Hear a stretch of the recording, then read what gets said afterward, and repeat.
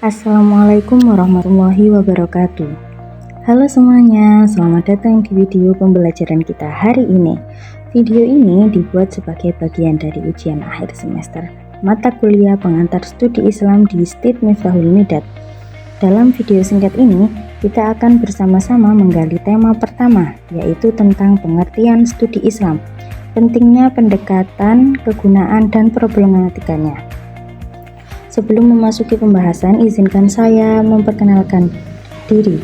Nama saya Iklimah Maulidia dari program studi Tadris Bahasa Inggris semester 1.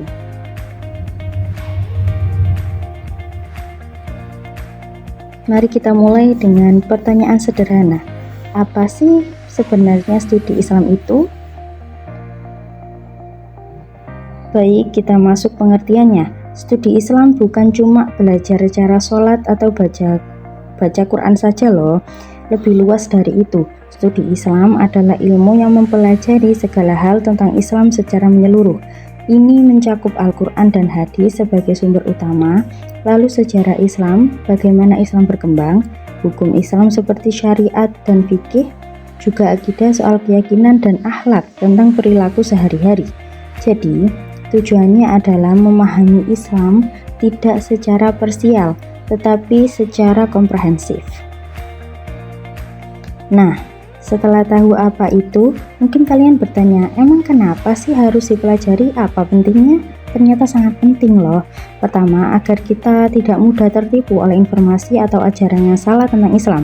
Yang kedua, supaya kita bisa memahami ajaran Islam dengan benar, tidak asal ikut-ikutan. Yang ketiga, dengan pemahaman yang baik, kita bisa menjadi muslim yang lebih baik dan bahkan mampu menjelaskan Islam kepada orang lain dengan baik. Contoh konkretnya nih ya, ketika ada berita di TV atau media sosial tentang jihad yang selalu dikaitkan dengan kekerasan, kita yang belajar studi Islam bisa menjelaskan bahwa makna jihad itu luas, bisa jihad melawan hawa nafsu, jihad menuntut ilmu, atau jihad berbuat baik.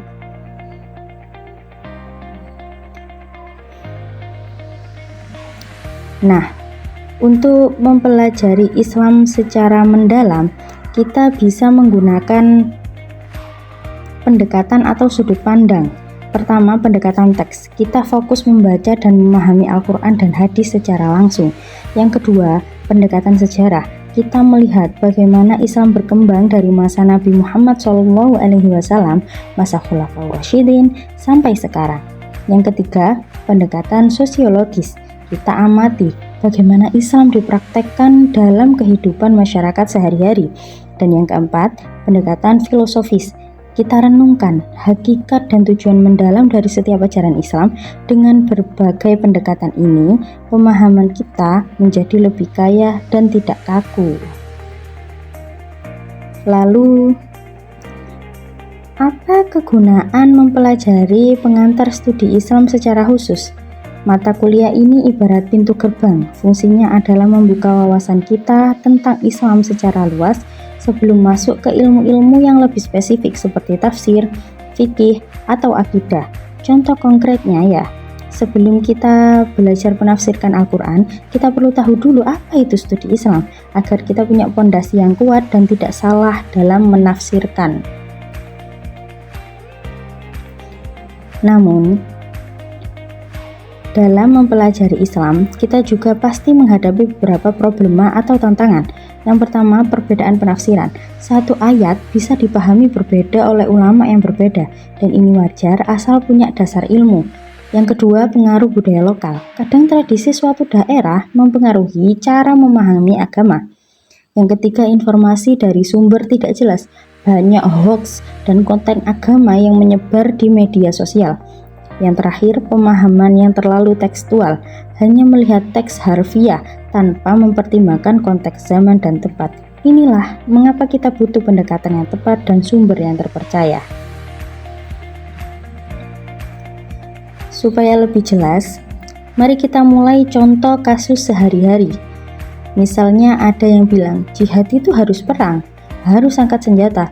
Nah, dengan mempelajari studi Islam, kita tahu bahwa jihad punya makna yang lebih luas. Jihad bisa berarti berjuang melawan hawa nafsu, bersungguh-sungguh menuntut ilmu, atau berjuang untuk berbuat baik kepada orang lain.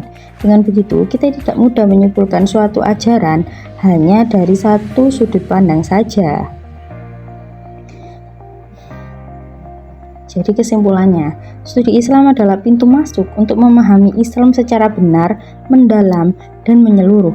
Dengan mempelajarinya, kita bisa memiliki pondasi keilmuan yang kuat, mampu menghadapi problematika zaman dengan bijak, dan tetap istiqomah di jalan yang benar. Mari kita belajar Islam dengan hati terbuka, akal yang jernih, dan ilmu yang jelas. Akhir kata, ada 3 pesan sederhana yang ingin saya sampaikan untuk kita semua. Yang pertama, jangan pernah berhenti bertanya. Keraguan adalah awal dari ilmu. Jika ada yang belum paham, carilah jawabannya dari sumber yang terpercaya. Yang kedua, amalkan ilmu yang sudah didapat. Ilmu tanpa amal bagai pohon tanpa buah. Mulailah dari hal kecil dalam keseharian kita. Yang ketiga, sampaikan dengan cara yang baik. Jika kita ingin berbagi pemahaman, lakukan dengan hikmah dan tutur kata yang santun. Ada pesan untuk pejalan ilmu. Ilmu tanpa amal adalah kesia-siaan. Amal tanpa ilmu adalah kesesatan. Terima kasih atas waktu dan perhatiannya. Selamat melanjutkan perjalanan keilmuan kalian. Tetap semangat, tetap rendah hati, dan tetap istiqomah. Wassalamualaikum warahmatullahi wabarakatuh.